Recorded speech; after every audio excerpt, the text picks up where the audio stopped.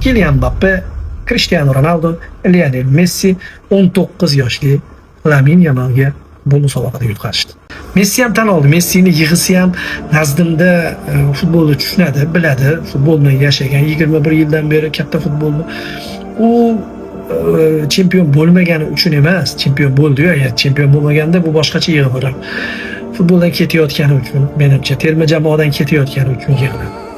Va Argentina terma jamoasi o'zining rasmiy sahifasida rahmatlar yo'llagan. Nazdimda ketsa kerak. Finaldagi yutqiziq 3-o'rin uchun kechadigan uchrashuvdagi yutqiziqdan ham, yutuqdan ham alamliroq bo'ladi. Va mana bunaqa yutqizadigan bo'lsa, raqib hech qanaqa imkoniyat qoldirmagan holda yutib qo'yadigan bo'lsa, juda alamli bo'ladi. Buni Messi hammadan ko'ra yaxshi tushunib turibdi. Va o'yin oxirida uni qanday kuzatib qo'yishganini ko'rdingiz. Era yakunlandi. Lamine Yamal uning oldiga keldi. Bu ham bir zo'r kadr edi. Yamal bilar ekan, qayerda qanaqa munosabatda bo'lish kerak. Ronaldoga ham bir o'zi kelgan edi. Hech kim yo'q edi, alohida keladi. Kylian Mbappe, Cristiano Ronaldo, Lionel Messi 19 yoshli Lamine Yamalga bu musobaqada yutqazishdi.